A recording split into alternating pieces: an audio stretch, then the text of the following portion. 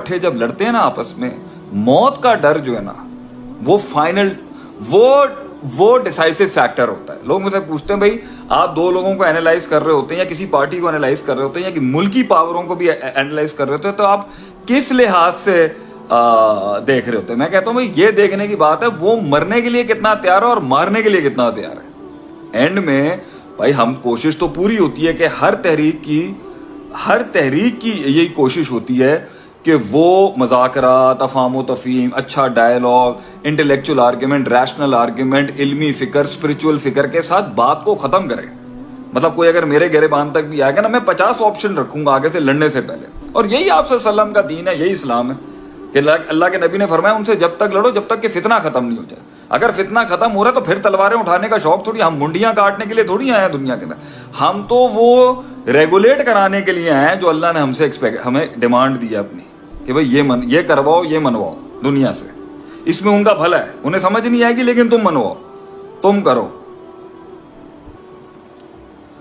तो पॉइंट यहां पर यह है कि मकसद लड़ना थोड़ी है। तो जब सारे मज़ाकरात, अफ़ाम तफ़हीम, मतलब जो कुछ भी हो सकता है, जब वो नहीं होता फिर लड़ता है आदमी, फिर आदमी कहता है भाई अब तो।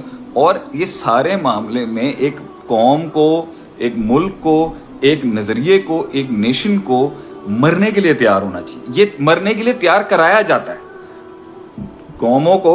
बम सुसाइड की बात नहीं कर रहा मैं, ये मत समझे कोई मेरी इन बातों से कि शेख साहब ने सुसाइड बॉम्बिंग हलाल कर दी है, नाउज़ुबिल्लाह।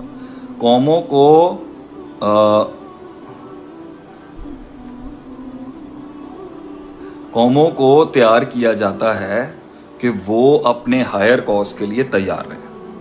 That's it. जब उस कौम के अंदर ये दुनिया परस्ती सिलेबस में, करिकुलम में, टीवी पे, मीडिया पे, दुनिया हर जगह उसको ये सिखाई जा रही है, दुनिया दुनिया दुनिया दिल में डाल के दुनिया नहीं, दुनिया स्टडी की जाती है दिल से बाहर निकाल के, दुनिया कॉन्कर की जाती है दिल से बाहर निकाल के, दुनिया पे लेक्चर और भाषण दिए जाते हैं दुनिया बाहर निकाल के कि बेटा ये है कुछ नहीं, तूने इससे इंप्रेस नहीं। अल्लाह कुरान में कह रहा है आप सल्लल्लाहु अलैहि वसल्लम की जमात को, इनके शहरों में जाओगे ना, इनके शहरों में जाओगे, इनकी बड़ी बड़ी दीवारें और किले देखोगे तो इससे गरर में नहीं चले, धोखे में मत चले जाना इनको देख के, अपनी असल पे रहना।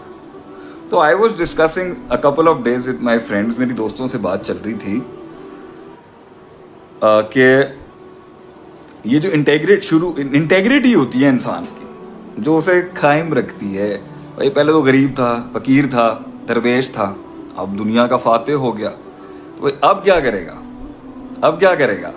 अब तो दुनिया मानना शुरू, अब तो बड़े बड़े लोग जो 20-20 साल से इग्नोर कर रहे थे अब वो सरों पे बिठाएंगे तो इंटेग्रिटी रहेगी। हजरत उमर का यहाँ मैं एक मिसाल दूंगा, अल्लाह मेरी औकात नहीं है बात करने वाली, लेकिन बहरहाल हैं तो हमारे रोल मॉडल यही ना।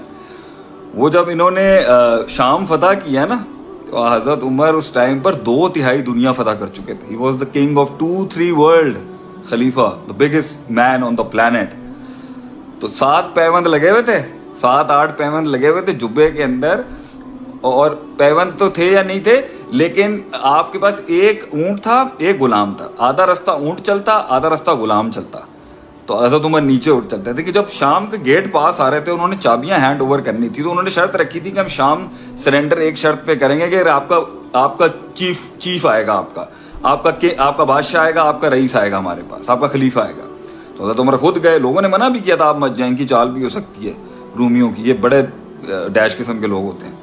तो हजरत उमर का जब वो ऐसे से वो गेट करीब आ रहा था ना, तो हजरत उमर के गुलाम को ना शर्म आ गई, इतना बड़ा आदमी है और मैं गुलाम हूं, मैं ऊपर हूं, he is taking the camel along with him. ये ऐसी सादगी कहीं जो ना इंसान की इमेज के मामले से ठीक नहीं होती।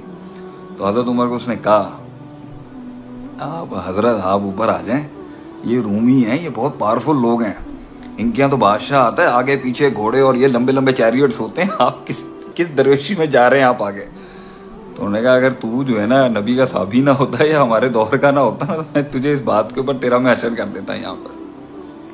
तो दैट्स हाउ उनकी वो इंटेग्रिटी नहीं बदली जब दुनिया की सुपर पावर्स उनके पास गिर गई, उनके वो उसूल नहीं टूटे, उनकी वो चालें नहीं बदली जो आप सल्लल्लाहु अलैहि वसल्लम ने तैयार की थी उनके लिए। They were meant to conquer the world. Allah के नबी ने को तैयार किया था, तुमने दुनिया में अपना किला मनवाना है, तुमने अपना किला मनवाना है दुनिया के अंदर। अभी आज तुम्हें नहीं मिल रही वो रिसोर्स। आप सल्लम ने 23 साल लगाए हैं सिर्फ 2 शहरों के बीच में। आप सल्लम जानते थे कि मेरी टीम, मेरा स्क्वाड जाएगा पूरी दुनिया में। तो उनको तैयार किया था कि जब तुम जाना ना, जाने से पहले भी इम्पैक्ट छोड़ना, जाने के बाद भी इम्पैक्ट छोड़ना। इसकी मिसाल ले लें कि जब साद बिन वकास को हजरत उमर ने भेजा मिस्र के लिए, इजिप्ट के लिए, तो उन्होंने उनको एक लेटर भेजा। बड़ी एक्सपेडिशन चल रही थी, खालिद बिन वलीद रूमियों के साथ लड़ रहे हैं, कादसिया चल रहा है, यरमूक चल रहा है, मतलब मुसलमानों ने कोई छड़िया ही कोई शहर नहीं, पूरी दुनिया के अंदर चले गए मुसलमान। क्योंकि नहीं भाई, हमारे पास हायर आइडियोलॉजी है, हमारे पास हायर विजन है। तो इंसान अपने आप को जो एक हायर बीइंग मानता है ना, अल्लाह कहता है ना, इन्ना अकरमकुम इंदल्लाहि